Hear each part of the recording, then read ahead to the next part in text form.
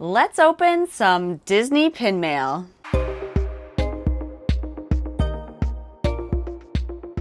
Hello everyone and welcome back to the channel. If you're new, welcome. I'm glad you're here. My name is Jen. I make lots of Disney travel and lifestyle content on here. So if you're into that, make sure you stick around, subscribe, all that jazz. Today I've got a fun video for you guys and I'm going to be sharing my Disney pin mail haul. This is the first time I've ever got Disney pins by mail, and let me tell you, I'm a little bit addicted now, but we'll get into how I did it and everything later on if you're not familiar with it. But also I'm going to be reorganizing my pin board as well. The one I currently have is getting a little bit small with all the pins I've been collecting, so I decided to pick up a new board and I'm going to be reorganizing it and moving all my pins from the old board to the new board. So I thought I'd bring you all along with me, kind of show you an updated pin collection, that sort of thing. I would call myself an amateur Disney pin collector. I by no means have that many Disney pins yet, and I don't really trade at this point. I'm just like a collector. I like to collect the pins at this point. If you want to see a really extensive Disney pin collection, I highly recommend checking out Laura and Ryan's channel at Pin the World.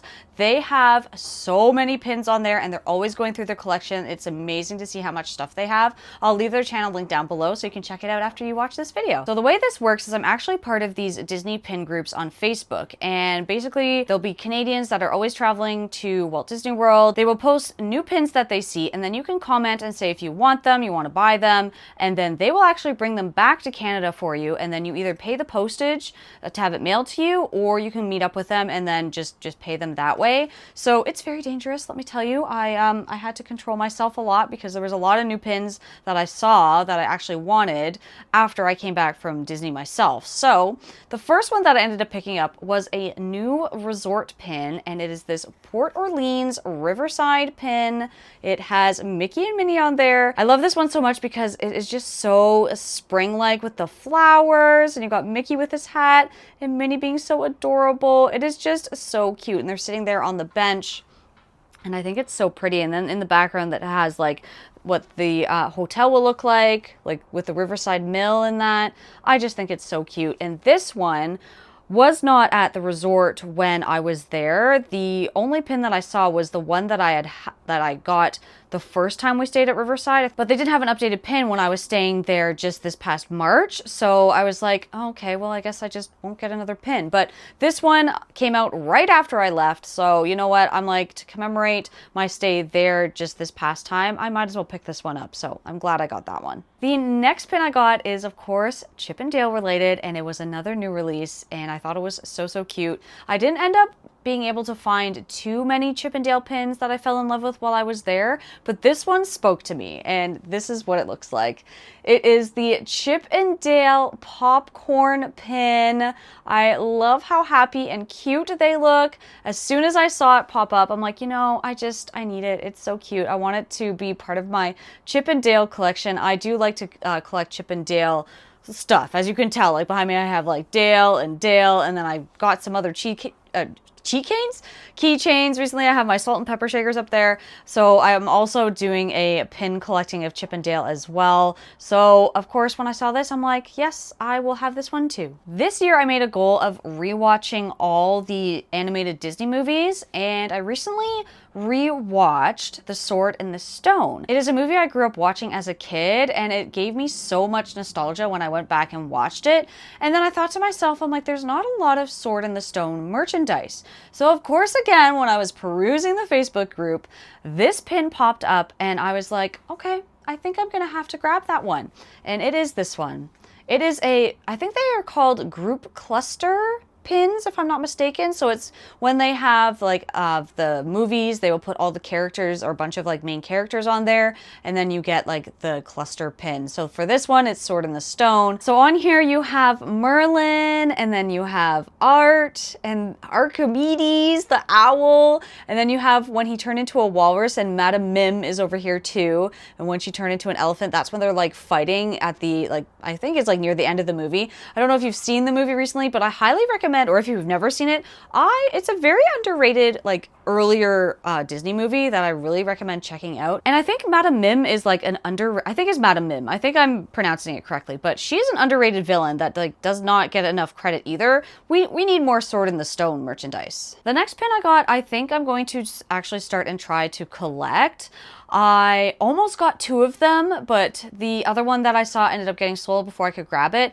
But I decided that with the Starbucks collection, the Been There series, I really liked the, not the newest one that just came out, but the one before it. I just loved the style of it, and I got all the mugs on my last trip. And now I think I want to start collecting the pins. So the first one that I picked up is this Magic Kingdom one. I love the style. I love how magical it is. And I think it just captures Magic Kingdom so perfectly with Tinkerbell on there, Dumbo. It even has the Tron motorcycle and everything. And the castle's just so pretty. I'm obsessed with this Starbucks series. So I really want to try and find, this will kind of be like another collecting goal of mine now, is going to be to try and find the rest of this series, because there's a couple different ones. So I almost got, I think it was the Hollywood Studios one, but unfortunately, like I said, it got sold. But I'm happy I've gotten the Magic Kingdom one so far. So these are the 4 pins that I picked up, and here's like another quick look at them for you guys. Leave me a comment down below. Let me know what your favorite one is out of the 4 that I picked up. But now let's reorganize my pin board. So this is what my current pin board looks like. So as you can see, I am definitely running out of space. And if I add the current pins that I just bought, I will definitely have a full pin board. I mean, I could take the patches off that are, you know, over here. And this is like a Disneyland ticket that is like obviously taking up space that I could take off. But I think it is time to graduate to a bigger board. So the new board that I got looks like this. So it's more of a square, obviously. And this is more of like a canvas material. It's not like really cork board, but I can at least like still stick pins in it. So I thought it's pretty big. I think this will, you know, keep me going for a little while. So I'm going to transfer my pins from my current board over to here, and then we're going to see how it all turns out.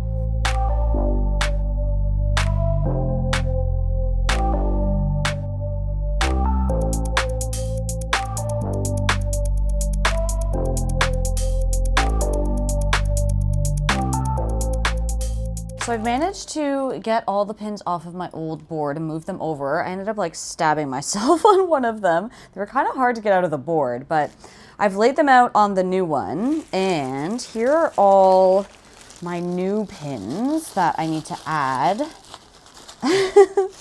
There's quite a few. I'm going to take all of the new pins that I have and take them off the backing cards, and then I'm going to move them over to this board, lay them out kind of in a fashion or like a way that I think I like, and then I'll push them all in, so I'm not like having to push them in and pull them out of the board. But I think this is going to be good. I think this is a good size, hopefully, and hopefully I still have some room once I'm done. Let's see how it goes.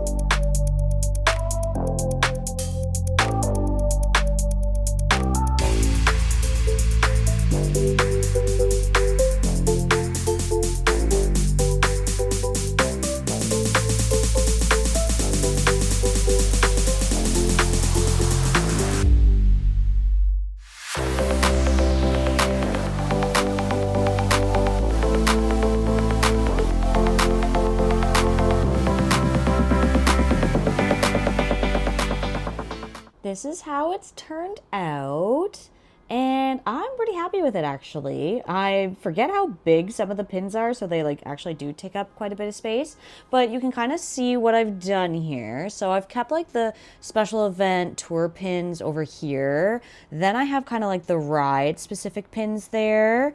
Then further down I have our resort, my resort pins are here. Then I kept Chip and Dale kind of all together because, you know, love Chip and Dale. I wanted to keep this in the center because, you know, 25th anniversary of like authentic Disney pin trading is pretty cool. Then further up I did like the parks specific stuff like Walt Disney World and Disneyland. And then I have my cruise pins over here. Then some other like special pins that my sister gave me when she worked there. I have Fantasmic over here, the Flower and Garden Festival, and then kind of just the mishmash left of the pins that don't really have a home, but or like don't really have a theme, but they deserve their own space. So I have put them out like that, and I'm actually pretty happy with the way it turned out. Now that I got that all done, all that's left to do is to rehang it back on my wall, but I think I'm gonna wait until Alice gets home to do that because it's a lot heavier than my old pin board was, and I don't want to be creating any holes in the walls or having things fall down and crashing. So we're gonna wait a bit on that. But thank you so much for joining me today. If you liked this video, make sure you give it a big thumbs up, subscribe to my channel, and I will see you all in the next one. Bye everyone!